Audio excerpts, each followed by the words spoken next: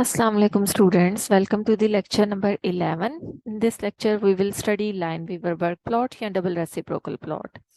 इस प्लॉट को डिस्कस करने से पहले आप लोग मैकेलस-मेंटन इक्वेशन की जो लिमिटेशंस हैं उसमें से one of the major limitation उसको अपने जहन में रिकॉल करें।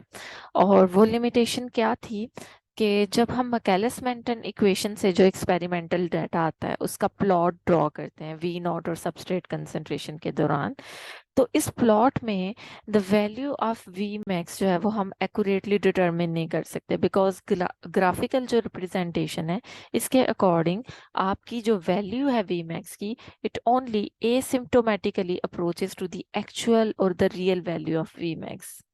यानी according to the Michaelis-Menten equation we cannot determine accurate value of Vmax। और उसकी रीजन ये है क्योंकि यहाँ से आपके पास जो वैल्यू आती है वो कभी भी एग्जैक्ट वैल्यू को क्रॉस नहीं करती या एग्जैक्ट वैल्यू तक नहीं पहुँचती, वो सिर्फ उसके क्लोज रहती है। सो इट मीन्स कि अगर आप Vmax की एक्यूरेट वैल्यू डिटरमिन नहीं कर सकते तो आप Km की भी एक्यूरेट वैल्यू डिटरमिन नहीं कर सकोगे, बिकॉज Km वो सबस्ट्रेट कंसंट्रेशन है जिस पे reaction velocity half of the Vmax है। If the Vmax value is not accurately determined तो half of the Vmax value भी एक अप्रोक्सीमेशन है, एक्यूरेट वैल्यू नहीं है। और उससे जो आप सबस्ट्रेट कंसंट्रेशन कैलकुलेट करोगे विच इज Km भी आप एक अप्रोक्सीमेट वैल्यू निकालोगे, वो भी एक्यूरेट वैल्यू नहीं आएगी।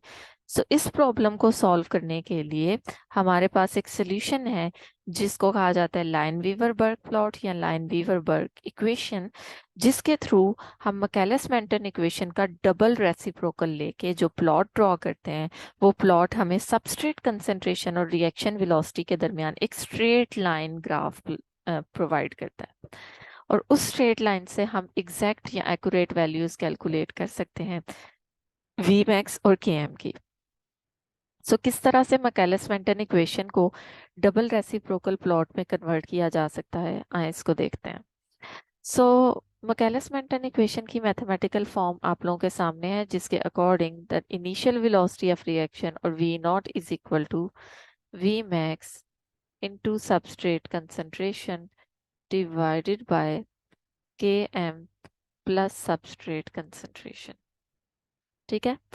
अब मैथ्स का एक रूल है कि अगर आप इक्वेशन की दोनों साइड्स पे कोई एक्सप्रेशन जो है वो अप्लाई करते हो, लाइक आप उसमें कोई चीज़ ऐड करते हो, आप उसमें कोई चीज़ माइनस करते हो, आप वहाँ पे उसका रिवर्स लेते हो, तो उस इक्वेशन की जो मेन इंफॉर्मेशन है वो चेंज नहीं होती, सिर्फ उसके एंड पे आप इंफॉर्मेशन को किस तरह से एक्सप्रेस करते हो, उसको किस तरह से डिस्प्ले करते हो, वो चेंज होगा।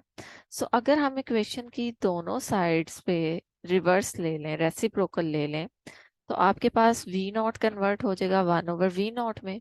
और इसी तरह से आपकी ये जो दो एक्सप्रेशंस है, नोमिनेटर डिनोमिनेटर में कन्वर्ट हो जाएगा और डिनोमिनेटर न्यूमरेटर में कन्वर्ट हो जाएगा। Km plus substrate concentration upside और Vmax इनटू सबस्ट्रेट कंसंट्रेशन आप यहाँ पे देखो। ठीक है, ये आपके पास रेसिप्रोकल लेने के बाद है। अब अगर आप इसको मजीद सिंप्लीफाई करें तो 1/V0 is equal to 1/V0 is equal to Km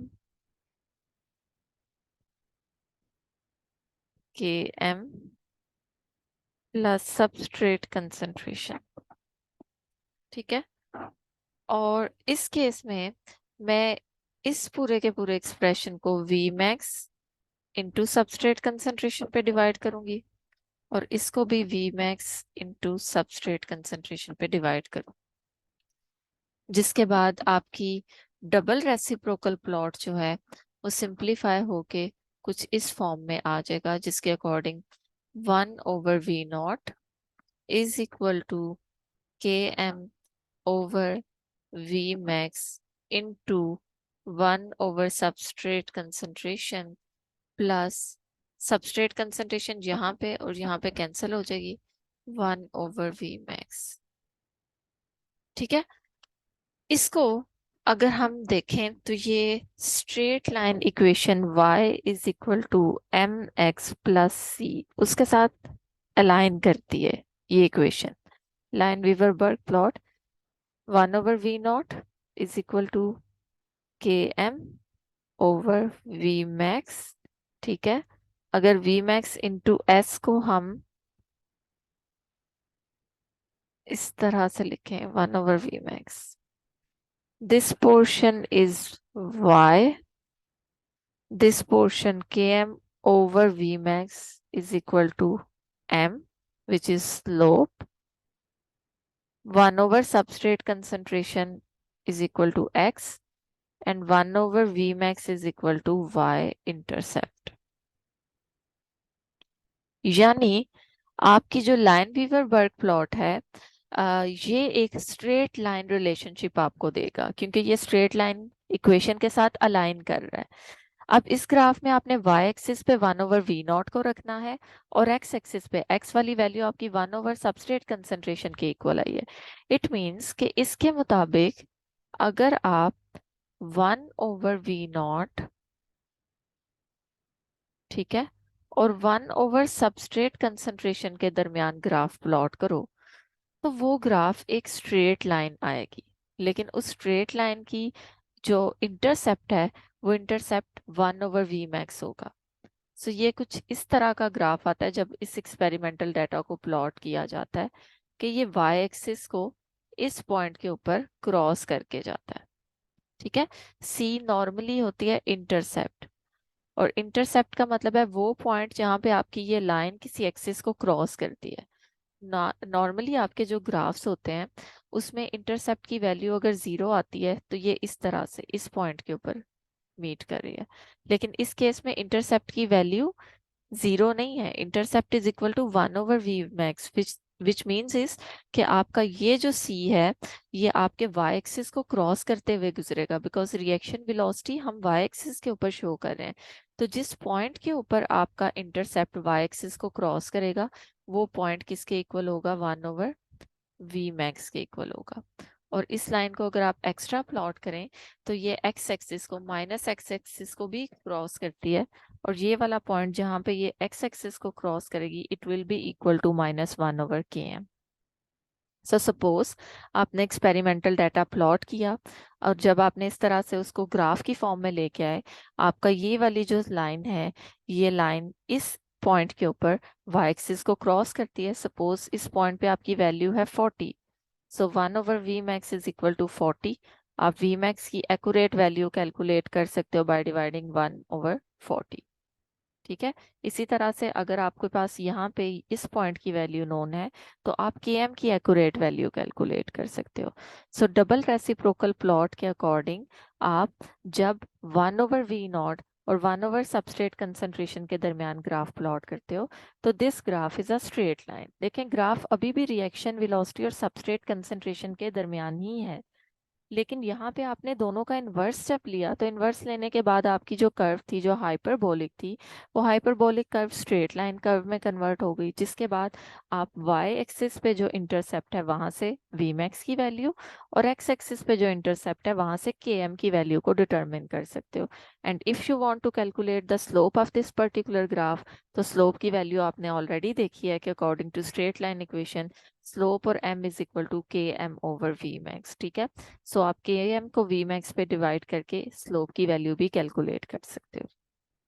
So one of the major application of double reciprocal plot is कि इसको यूज करते हुए हम एक्यूरेट और एग्जैक्ट वैल्यूज ऑफ Vmax और Km को कैलकुलेट कर सकते हैं। इसके अलावा इसकी जो सेकंड एप्लीकेशन है वो इंशाल्लाह मैं एंजाइम इनहिबिटर्स से पढ़ाऊंगी, तो वहाँ पे मेंशन करूंगी। एंड अकॉर्डिंग टू दैट आपके जो लाइनवीवर-बर्क प्लॉट है, उससे आप different types of reversible inhibitors को डिफ्रेंशिएट कर सकते हो, बिकॉज रिवर्सिबल इनहिबिटर्स किसी रिएक्शन की Vmax को इफेक्ट करते हैं, किसी रिएक्शन की Km को इफेक्ट करते हैं। सो अगर आपको पता है, एग्जैक्ट वैल्यूज पता है Km की और Vmax की, और आप लाइनवीवर-बर्क प्लॉट जो है वो प्लॉट करते हैं, तो उससे आपको अंदाजा हो जाता है कि इस इनहिबिटर की नेचर कम्पिटेटिव इनहिबिटर है, अनकम्पिटेटिव इनहिबिटर है, या मिक्स्ड इनहिबिटर है, ठीक है। सो यहाँ तक बच्चों आप लोगों का डबल रेसिप्रोकल प्लॉट एंड होता है। एक छोटी सी डेरिवेशन है जिसके थ्रू आप मैकेलस मेंटन इक्वेशन की लिमिटेशन को ओवरकम कर सकते हो, एक्यूरेट वैल्यू डिटरमिन कर सकते हो वी मैक्स की और के एम की।